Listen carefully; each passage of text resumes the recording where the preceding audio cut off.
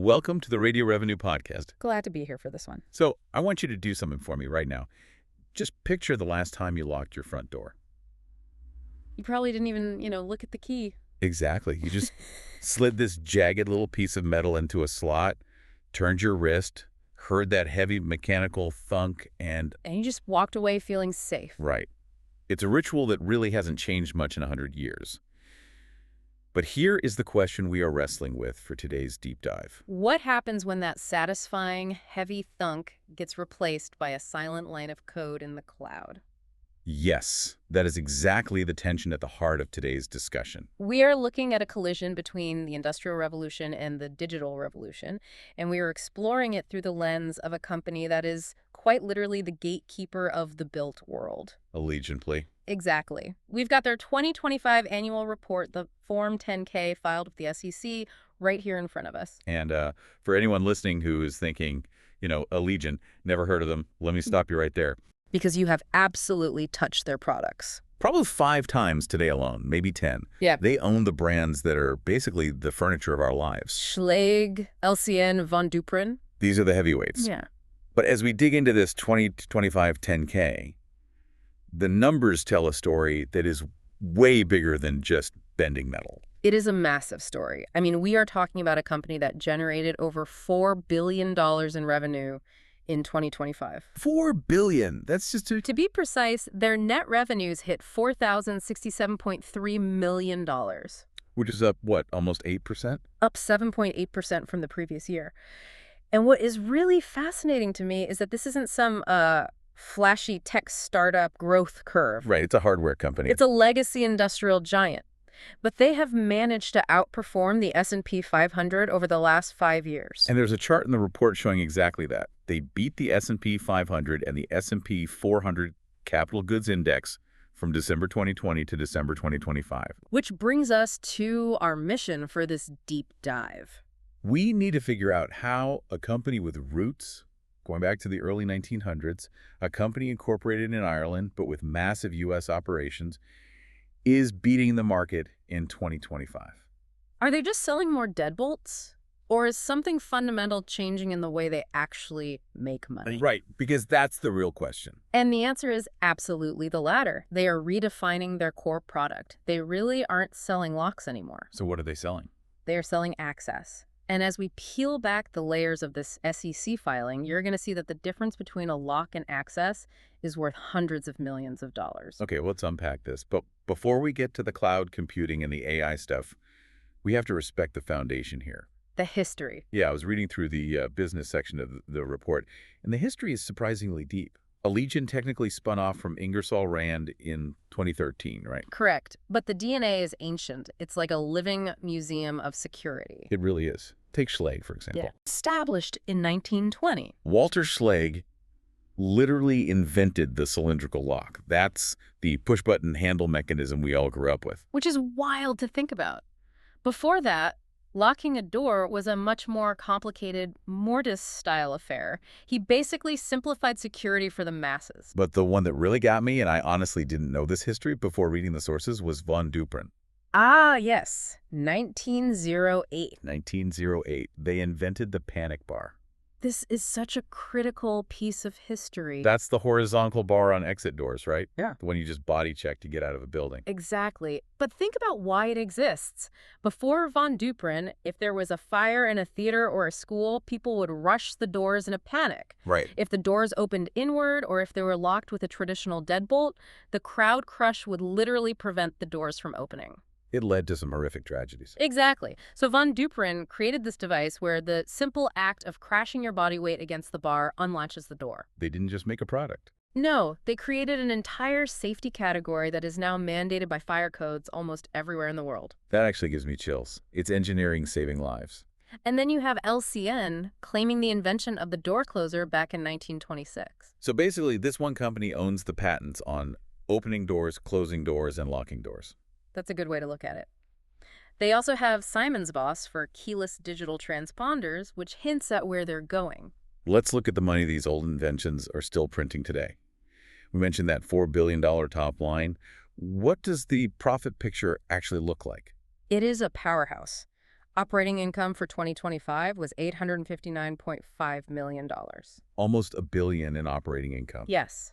But if you want the real insight, the thing that explains their whole modern strategy, you have to look at the margin split between their two main reporting segments. Allegion Americas and Allegion International. I noticed that in the tables. It looked like two completely different businesses operating under one roof. In financial terms, they effectively are. Allegion Americas is the engine of the whole company. How much did they bring in? It generated $3.2 billion of that total revenue. But look, the operating margin, 27.9%. 27.9 Oh, for a manufacturing business. Right, involving raw materials like steel, brass, and zinc. Nearly 28% is incredibly healthy. It's almost software-like margins in a hardware world. It is huge, but then you look at Allegion International there. Right. Revenue there was roughly $848.5 million, which is respectable.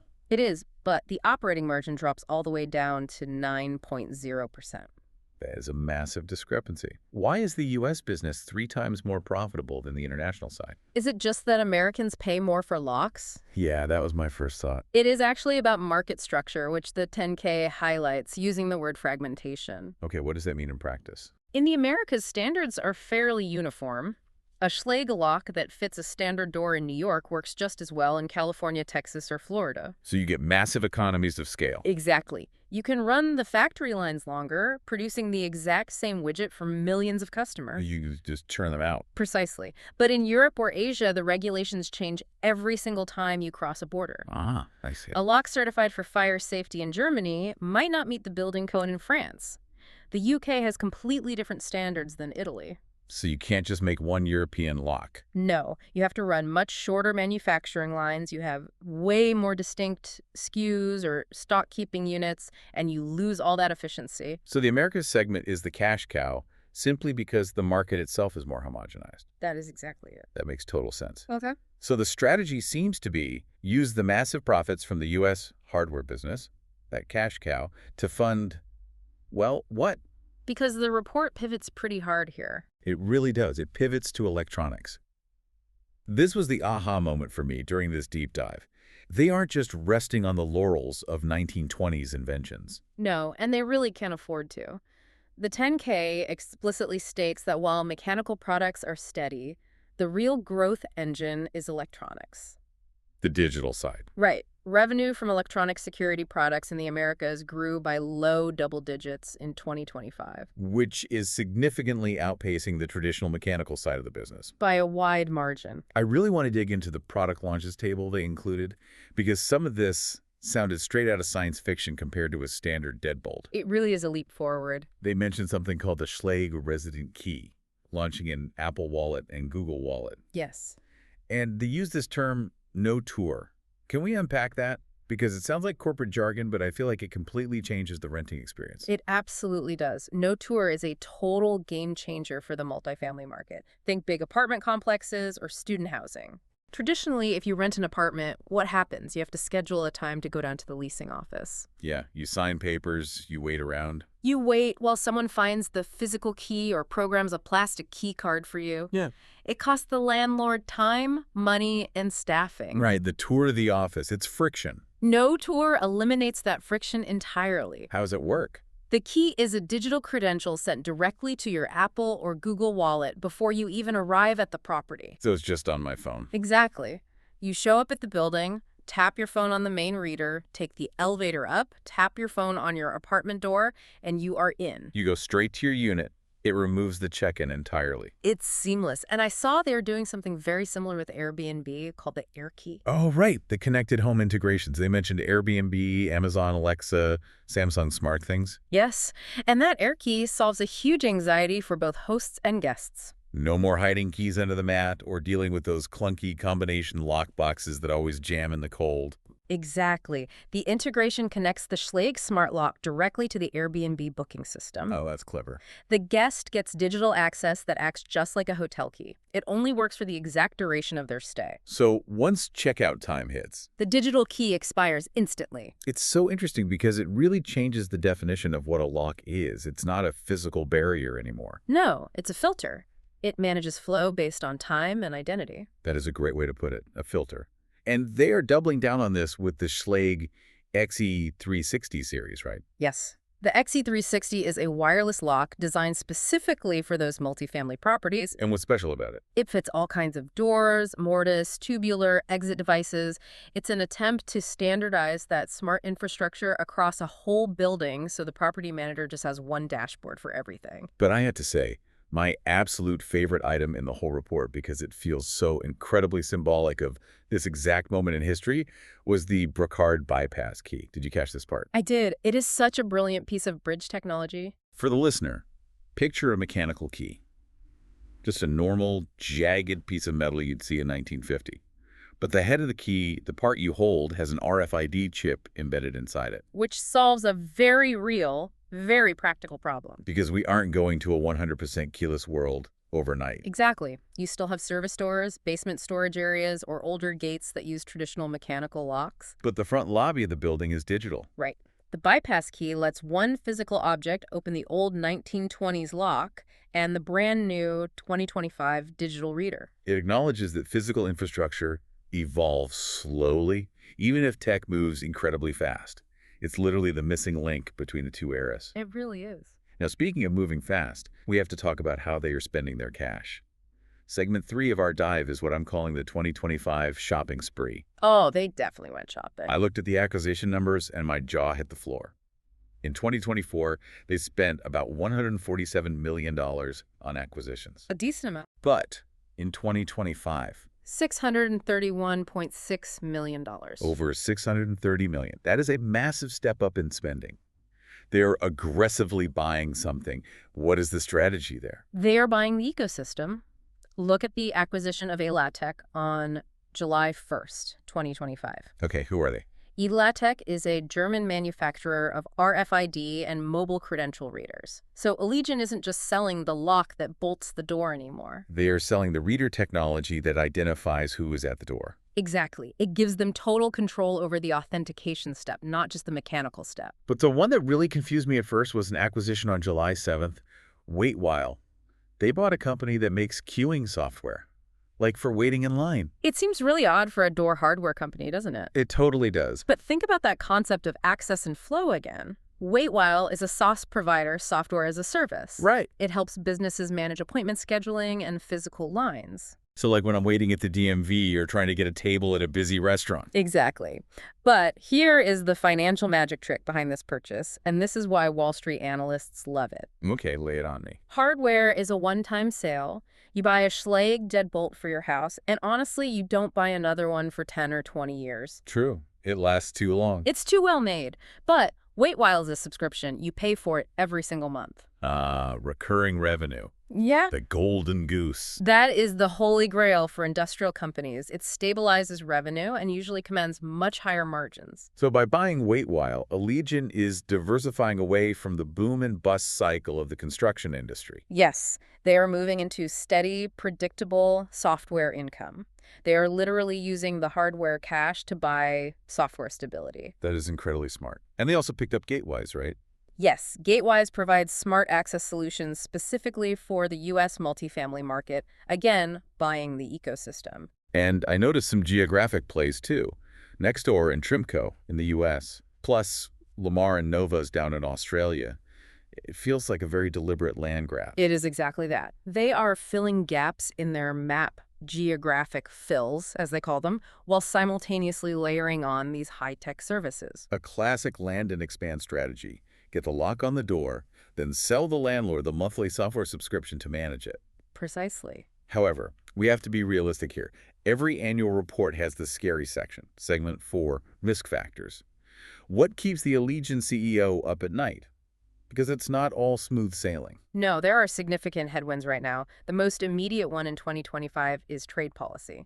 The report is very explicit about the impact of new U.S. tariffs. I saw that. How exposed are they? Because they manufacture a lot in the U.S., but they must source parts from elsewhere. They are heavily exposed. They estimate that 20 to 25% of their cost of goods sold their QGS comes from Mexico. Wow. A quarter of their parts. They also have a smaller exposure, less than 5%, from China. But a quarter of their supply chain coming from Mexico means any new tariffs hurt the bottom line immediately. So how did they still make $4 billion in revenue? Did they just eat the cost and take a lower profit margin? No, they passed it on to you. Of course they did. The report notes that pricing actions contributed 3.1% to their revenue growth. Meaning they just raised prices. They successfully offset the inflation and the tariffs by charging more for the hardware. The risk there, of course, is elasticity. How long can you keep raising prices before people just stop renovating or building new houses? That ties perfectly into their economic cycle risk. If interest rates stay high, construction slows down, and nobody needs new doors. There was another risk listed in the 10K that felt very modern, a very 2025 problem. Cybersecurity. Yeah. In 1920, the biggest risk to a Schlage lock was a guy with a hairpin picking it. Or maybe a crowbar. Now, the risk is a server outage or a massive data breach. The 10K explicitly lists cybersecurity breaches and third-party vendor failures as critical risks to the business. Think about the no-tour system we just praised a few minutes ago. Wait. If that cloud server crashes, nobody gets into the apartment complex. Or if the AirKey system gets hacked, thousands of Airbnb hosts are compromised all at once. It's a completely different liability profile for the company. A broken deadbolt is an annoyance for one person. A hacked cloud database is a PR disaster, a class action lawsuit, and a systemic failure. Exactly, and that shifts the kind of talent they need to hire. Which brings us to the human capital section of the report. You can't navigate this digital shift with just metallurgists and mechanical engineers anymore. Right, they have about 13,300 employees total, with 45% of them in the U.S. I was actually really surprised to see they won the Gallup Exceptional Workplace Award back-to-back in 2024 and 2025. That matters way more than you might think. Manufacturing often struggles with corporate culture. It can be grueling work. But Allegion needs to retain factory workers who know how to cast and finish brass, while simultaneously attracting high-level software engineers who could easily go work for Google or some hot AI startup. That's a tough pitch, isn't it? Hey, come write code for a lock company. It is. But winning those Gallup Awards suggests they have built an internal culture that can actually bridge that blue-collar, white-collar divide. They need that internal culture to prevent a brain drain, especially as they try to integrate all these new acquisitions like Waitwhile and Elatech. Exactly. Integration is where most acquisitions fail, and good culture prevents that. So let's wrap this up. What is the grand synthesis here? We have a legacy company generating over $780 million in operating cash flow. $783.8 million, to be exact. They are dominating the homogenized U.S. market with incredibly high margins.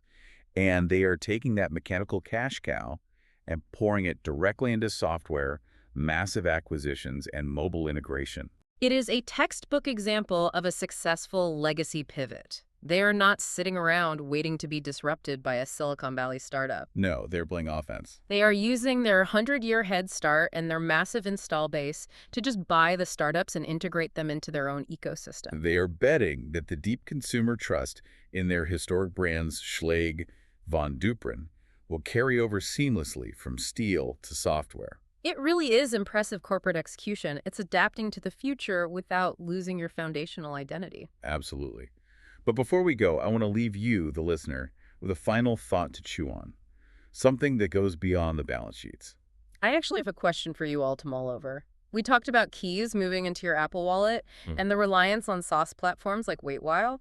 As we integrate our physical security so deeply with the cloud, are we moving toward a world where the concept of a physical key disappears entirely? It certainly looks that way. And if so, does security now rely more on the quality of a software engineer's code than the physical strength of a steel bolt? Because if the power goes out, the steel bolt still holds the door shut. Can we say the same for the code? That is a thought that might keep me up tonight, hopefully, behind a securely locked door, whether it's smart or analog. It was a Revenue Radio podcast. Thank you for watching. Please like, subscribe, and hit the bell to stay updated with our latest analyses.